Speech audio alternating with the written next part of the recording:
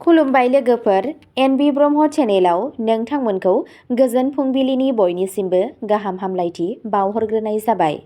आं दिनै नोंथांमोननि सिगाङाव आरोबाव मोननैसो गोदान खौरां लानानै फैबावलायबाय। आसा खालामो नोंथांमोनहा खौरांखौ खोनासंनानै मोजां मोनगोन।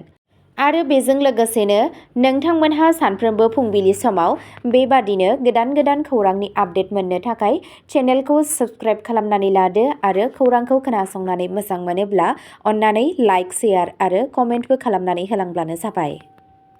दिनैनि गिबि खौराङावनो दङ सिखना जोहोलाव नेशनेल पार्कआव दंफां दाननाय आरो दखल खालामनाय खामानिफोर सोलिगासिनो। खौरां मोननाय बादिब्ला कक्राझार जिल्लानि सिखना जोहोलाव नेशनेल पार्कनि रिजार्भ फरेस्टनि सिङाव गोबां बिबांनि दंफां दाननाय आरो आयेन बेरेखायै दखल खालामनायफोरा सोलिगासिनो दं। शुक्रबारनि फुङाव बिटिसि हाग्रा बिफाना हलथुगाव हाग्रा खोन्दोनि गौरां रेन्जनि सिङाव दंफांजों बुंफबनाय गोबां साइकेलफोरखौ जब्द खालामो।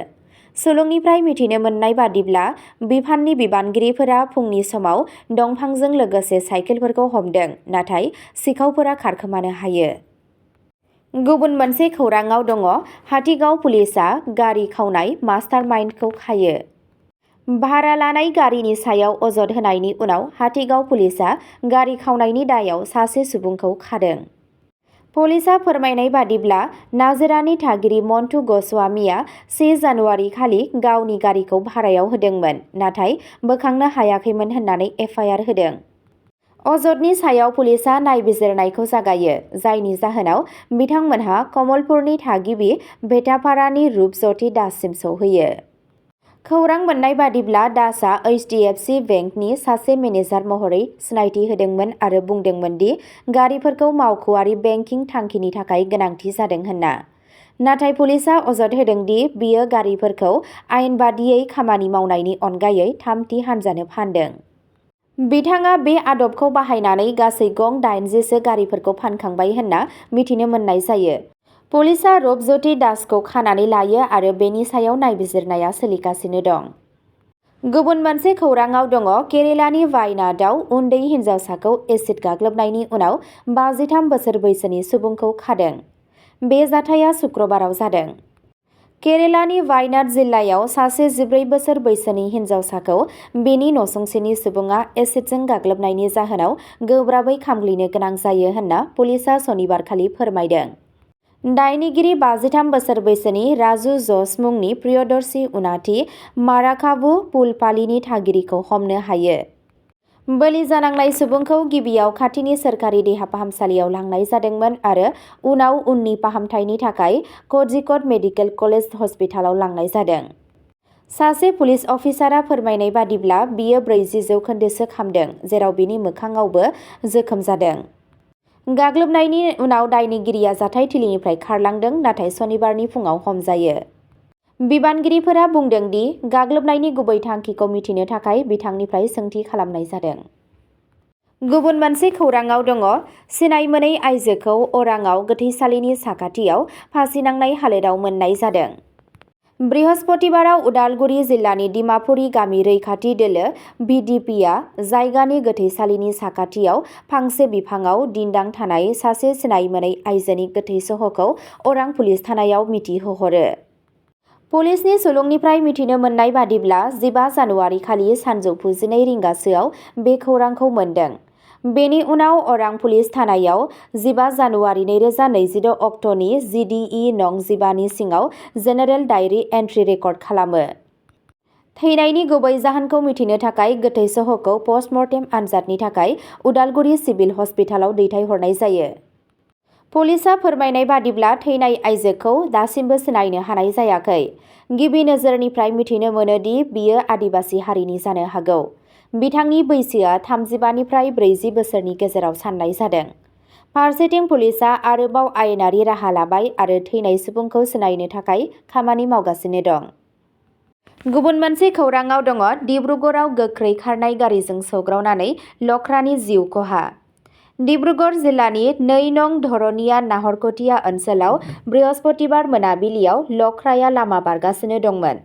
बे समावनो गोख्रै खारनाय गारिया सौग्रावो। ओनसोलनि सुबुंफोरा हाग्रा बिफाननो खौरां हरो। बेनि उनाव पुलिसनि मोनसे हानजाया फैनानै लख्रानि गोथै सहखौ बोखांनो हायो। आबहावा सानथौगिरि देवजित मरान बिथाङा बुङो दि बोसोरफ्रोमबो गोख्रै खारनाय गारिफोरनि जाहोनाव लख्रा थैनायनि खौरां मोनो। हाग्रा ओनसोलाव गारि सालायबाय थानाय समाव गारि सालायगिरिफोरा रैखाथियै खमसिन गोख्रैथि लाखिनांगौ। बे दाय गैयै जुनारखौ बुथारनायनि थाखाय गारि सालायगिरिखौ आयेननि सिङाव दायनिगिरि खालामनांगौ।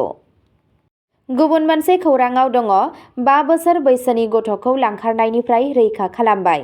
1 लाख राङाव फाननो नाजानाय सानै सुबुंखौ खायो। थांनाय सप्तायाव सा-सोनाब दिल्लीनि नेताजी सुभाष प्लेसनि साखाथियाव शुक्रपुराव गावनि न'नि बायजोनिफ्राय किडनेप खालामजानाय 5 बोसोर बैसोनि सासे गथ'खौ पुलिसआ कलकातायाव 1 लाख राङाव फाननो नाजानाय सानै सुबुंखौ हमनो हानायनि उनाव रैखाथियै बोखांनो हायो। दायनिगिरिफोरनि गेजेराव 29 बोसोर बैसोनि काजल मुंनि सासे सुबुंखौ उत्तर प्रदेशनि टुंडला रेलवे स्टेशनाव गथ'खौ लानानै थांनाय समाव दिल्लीसिम थांनाय रेलगारिनिफ्राय हमनाय जायो। बिनि लोगो रनजित शाह, जायखौ निराज होननानैबो मिथिनाय जायो, बिथांखौ बिनि सिगां बिहारनि गावनि न' शहर कागरियानिफ्राय खानाय जादोंमोन होनना उफ्रा पुलिस कमिशनार भीष्म सिंहआ बुङो। सानै दायनिगिरिफोरा कागरियानि। बिसोर गथ'खौ पाटनानि गेजेरजों कलकातासिम लानानै थांदोंमोन आरो बेयाव फाननो नाजादोंमोन। बिथांमोनहा गथ'खौ फाननो नाजानाय समाव गथ'नि जोनोमगिरि बिमा-बिफा होननानै फाव दिन्थिगासिनो दंमोन होनना सिंह बिथाङा बुङो। मावख'गिरिफोरा फोरमायनाय बादिब्ला हौवासाया 9 जानुवारि खालि शुक्रपुर जे कल'नियाव गावनि न'नि बायजोआव गेलेबाय थानाय समाव गोमादों। जेब्ला बिथांनि नखरनि सुबुंफोरा बिथांखौ मोनाखैमोन, अब्ला बिथांमोनहा नेताजी सुभाष प्लेस पुलिस थानायाव गोमानायनि रिपर्ट होयो। हौवासानि बिफा 38 बोसोर बैसोनि महम्मद शाहिदनि अजदखौ बिथा खालामनानै लांखारनायनि केस रेजिस्टार खालामनाय जायो आरो गथ'खौ नागिरनो थाखाय गोबां हानजा दानाय जायो।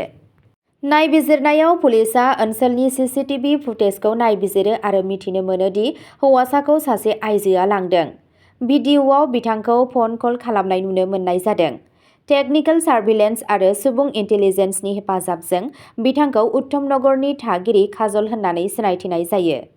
बियो जाय सुबुंजों रायज्लायगासिनो दंमोन बिनि सिनायथिखौ रनजित शाह होननानै मिथिनाय जायो, जाय हौवासानि नसुङाव थायोमोन। गुबुन मोनसे खौराङाव दङ बिहाराव गंसे हाइवा ट्राक आरो गंसे गारिनि गेजेराव गिख्रंथाव सौग्रावनायनि उनाव गिख्रंथाव जाब्रबथायाव 4 सुबुंनि जिउ खहा जायो। मधुबनी सहराव सनिबारखालि मोनसे दुखुनांथाव लामा जाब्रबथायाव 4 सुबुङा जायगायावनो जिउ गोमायो।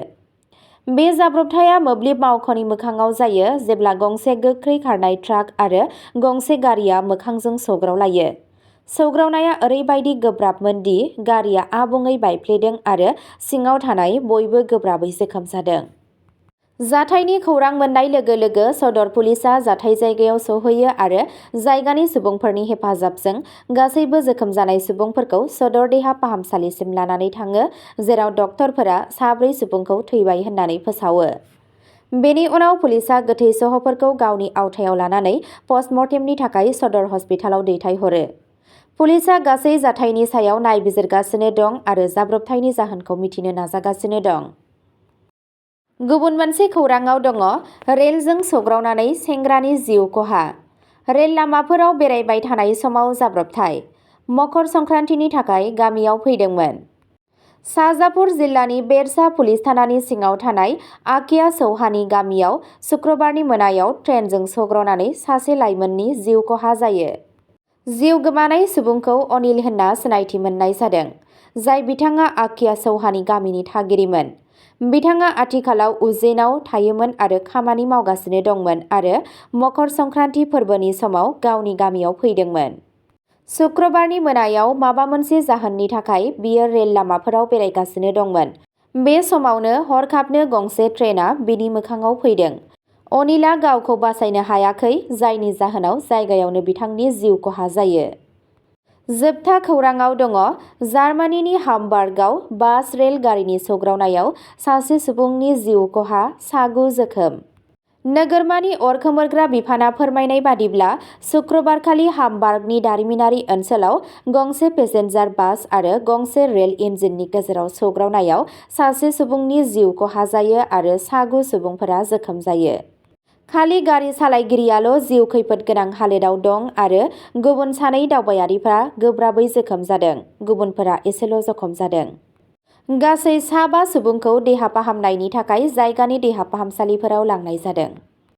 अब्ला दिनैनि खौराङा बेखिनियावनो जोब्बाय। एसेनोसै, गोजोन्थों।